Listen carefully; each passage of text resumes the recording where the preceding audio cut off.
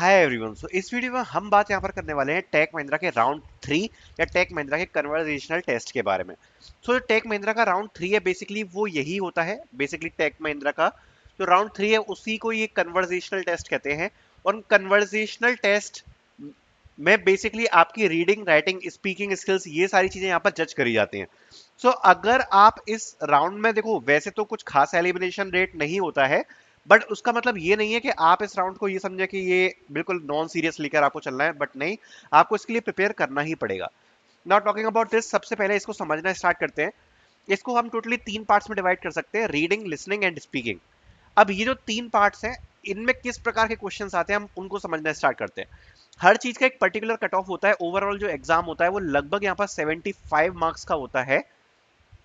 और इस 75 मार्क्स में जनरली आपको 50 टू 55 मार्क्स यहाँ पर करने होते हैं अचीव। और ये जनरली अगर इसके बारे में हम सोचें तो क्वालिफाइंग मार्क्स इसके होते हैं जिससे ऊपर आपको स्कोर करना पड़ेगा। But now talking about this कि रीडिंग क्या होता है। So basically reading is read sentence display on the screen. अगर रीडिंग का सेक्शन आपके पास आपको देखने को मिलता है तो उसमें कुछ नहीं करना पड़ेगा, आपके सामने कुछ सेंटेंस लिखे हैं, आपको बस रीड करना है और बस रीड करके आपको बोलना है। So, कैसे होंगे? I feel asleep while reading, I spent all weekend reading a historical novel, her hobbies are reading and gardening. None of these books are worth reading. I prefer reading books to watching television. So जो बस सामने screen पर चीज display होगी बस आपको उसको read करना है। और ये पूरा जो प्लेटफॉर्म है ये पूरा एआई जज किया जाता है, मतलब इसमें कोई भी ह्यूमन इंटरेक्शन नहीं होगी, एआई ही जज करती है, एआई ही क्वेश्चन देती है। सो सारा एआई रिलेटेड प्लेटफॉर्म होता है। सो ये चीजें आपको ध्यान रखनी है कि जब भी आप प्रोनाउंस किसी भी चीज को कर रहे हो तो आप बिल्कुल क्लियर करो। जैसे सपोज अगर आपको ये बोलना है लास्ट सेंटेंस फिफ्थ, सो कैसे बोलोगे? I prefer reading books to watching television. अब जब ये सेंटेंस मैंने बोला तो प्रोनाउंसिएशन बिल्कुल बिल्कुल सही आ रहा है। और दूसरी बात जो स्पीड है, रीडिंग की स्पीड वो ऐसी है कि जो एआई टूल है वो डिटेक्ट कर पाए कि हाँ हमने क्या बोला। अगर आप एकदम से बहुत जल्दी बोल दोगे I prefer reading books to watching television, हो सकता है शायद नहीं कर पाएगा डिटेक्ट। तो थोड़ा सा मीडियम स्पीड में बोल के रखना आप, ठीक है। देन आगे जो आपको लिसनिंग का सेक्शन देखने को मिलता है, सो उसमें किस प्रकार के क्वेश्चंस देखने को मिल सकते हैं। पहला होता है री अरेंजिंग द सेंटेंस।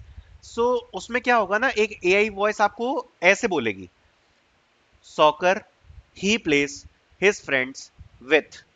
अब ये तो एआई वॉइस ने बोल दिया, अब आपको रीअरेंज करके करेक्ट सेंटेंस बोलना है। तो आप क्या बोलोगे?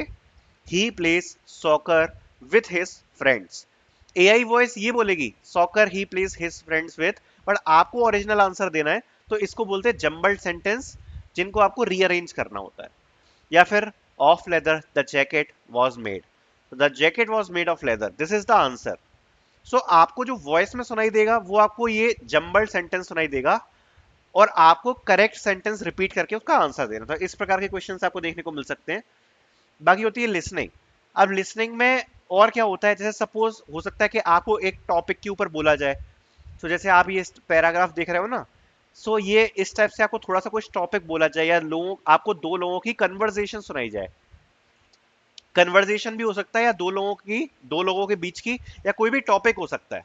वो टॉपिक लिखा होगा जैसा आप ये स्क्रीन पर पढ़ सकते हो।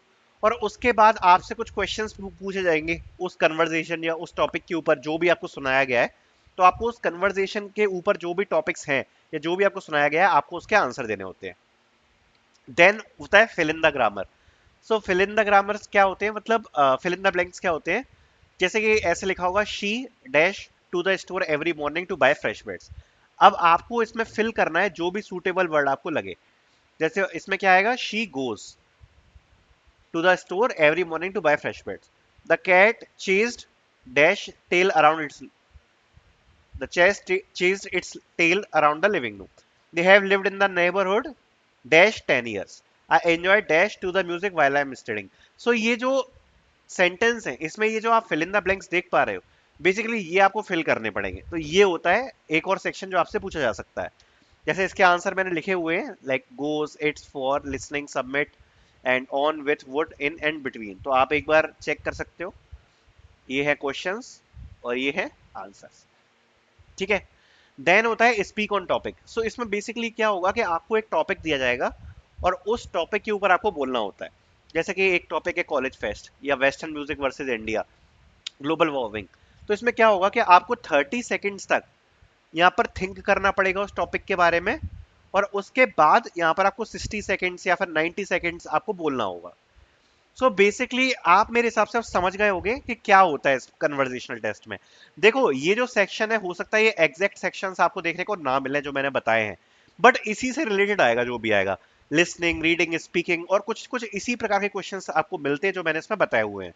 ठीक है, सो आई होप जैसे भी आपको इसके लिए प्रिपेयर करना हो आप इसके लिए प्रिपेयर करोगे। Thank you so much for watching.